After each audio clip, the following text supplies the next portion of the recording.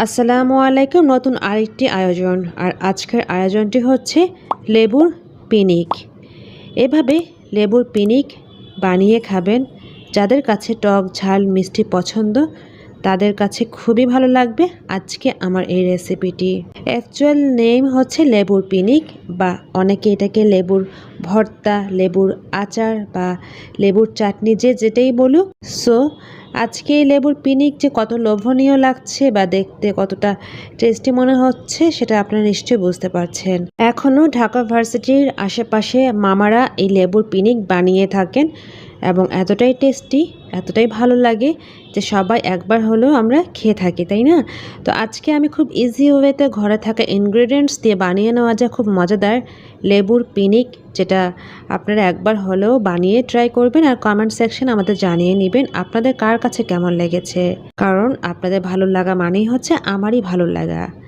তো যাই হোক, এভাবে আমরা লেবুর পিনিক খেয়ে নিয়েছি আর আজকে আপনাদের মাঝে শেয়ার করে নিচ্ছি।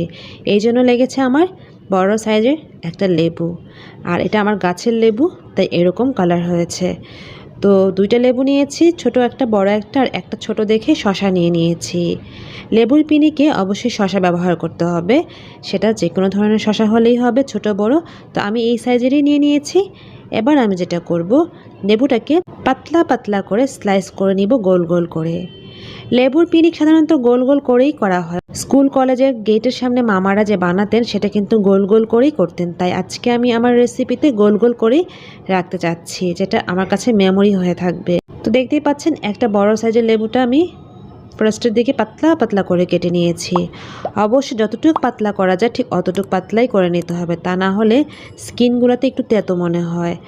ওই যে বলে নিয়েছে যাদের কাছে ভালো লাগে টক ঝাল মিষ্টি তারা কিন্তু খুব এনজয় করবে আজকে এই লেবুর পিনিক।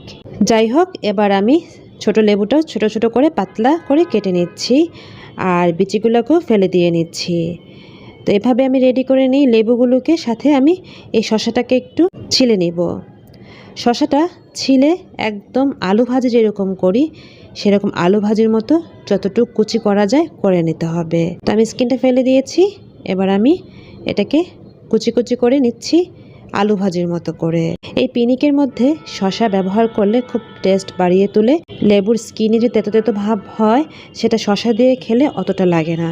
এক্ষেত্রে আপনারা শশার পরিমাণটাও বাড়িয়ে নিতে পারেন, একটার জায়গায় দুইটা শশাও কুচি করে নিতে পারেন। আপনাদের যার কাছে যেরকম পছন্দ ঠিক ওভাবেই নিয়ে নেবেন। যেহেতু আজকের পিনিক আমি একা খাবো তাই আমি একার জন্য একটা শশাই নিয়ে নিয়েছি। যাই হোক, 5-6টি কাঁচামরিচ কুচি কুচি করে নিয়েছি, যতটুকু লাগবে দিয়ে নিব। ঝালটা আপনারা এদিক সেদিক করে নেবেন, যারা বেশি পছন্দ বেশি, কম পছন্দ করলে কম। তো আমি কিন্তু অলরেডি সব কিছু রেডি করে ফেলেছি। এখন যেটা করব, যেহেতু পিনিক বানাচ্ছি তাই পিনিকের মতো করে আমি লেবুটাকে রাউন্ড শেপ করে সাজিয়ে নিচ্ছি। প্রথমে বড় লেবুগুলোকে আমি একটা সাইড করে নিয়েছি আর মাঝখানে ছোটোগুলোর স্লাইসগুলি দিয়ে একটা ডেকোরেশন করে নিচ্ছি। আরেকটি কথা বলেনি, লেবুর সিলেকশনের সময় একটু খেয়াল করতে হবে। এরকম কাগজি লেবু বা এরকম দেখতেই পাচ্ছেন একটু গোল শেপের যে স্মেল হয় সেই লেবুগুলি হলে কিন্তু খুব ভালো হয়। মানে হচ্ছে কাগজি এলাচি বা যেই লেবুই হোক না কেন আপনারা সিলেক্ট করে নিতে পারেন, বাট কাগজি এলাচি লেবুগুলি একটু ভালো স্মেল হয়, তাই এটা নিলেই ভালো হয়। আর এখন আমি দিয়ে দিচ্ছি শশা কুচি, যেগুলো আমি কুচি করে রেখেছি। আমি যে লেবুগুলোকে ডেকোরেশন করে নিয়েছি তার উপরে আমি শশা কুচিগুলোকে ছড়িয়ে ছিটিয়ে দিয়েছি। দেখতেই পাচ্ছেন প্রত্যেকটা লেবুর উপরে কিন্তু শশা কুচি দেওয়া আছে। ঠিক একইভাবে আমি দিয়ে দিচ্ছি কাঁচামরিচ কুচি। তো আমি একটা একটা করে দিয়ে দিচ্ছি, প্রত্যেকটা লেবুর উপরেও কাঁচামরিচ দেওয়া হয়ে গিয়েছে। এবার আমি যেটা করব, অবশ্যই এখানে আমি লবণ ব্যবহার করব। আর এরকম চাটনি বা এরকম পিনিকের ক্ষেত্রে অবশ্যই লবণের পরিমাণটা একটু বেশি লাগে, তাই আমি 2টা লবণ ব্যবহার করছি। ফার্স্টে দিয়ে নিয়েছি আমি, দেখতেই পাচ্ছেন, বিট লবণ। আমি এখানে 1 চা চামচ পরিমাণের মতো বিট লবণ দিয়ে দিয়েছি। আবার সেকেন্ড স্টেপে দিয়ে দিচ্ছি নর্মাল আমরা যে ভাত খাই খাবারের লবণ, সেটাই দিয়ে দিয়েছি। আপনারা চাইলে পিঙ্ক সল্টও দিতে পারেন যারা নর্মাল লবণটা অ্যাভয়েড করছেন তাদের জন্য। সো আমার এখানে কিন্তু টোটাল 1.5 টেবিল চামচ পরিমাণের মতো লবণ লেগেছে। তো লবণটা আপনারা ওভাবেই দিয়ে নেবেন। যাই হোক, তো এখানে আমার মরিচের গুঁড়ো করা আছে, মানে শুকনো মরিচ টেলে নিয়ে গুঁড়ো করা আছে, সাথে কিছুটা লবণও আছে। তো ওইটাই আমি দিয়ে নিয়েছি। আপনারা শুধু শুকনো মরিচের গুঁড়োটাও দিতে পারেন। যদি শুকনো মরিচের গুঁড়োতে অ্যাসিডিটি হয় তাহলে এটা স্কিপ করে যাবেন। নর্মাল আমি তো কাঁচামরিচ দিয়েছি আর গোলমরিচ দিচ্ছি এ পর্যায়ে, তো শুকনো মরিচের গুঁড়ো না দিলেও হবে, বাট দেখতে ভালো লাগে, স্মেল ভালো হয়, তাই শুকনো মরিচের গুঁড়োটা দেওয়াটা ভালো লাগে।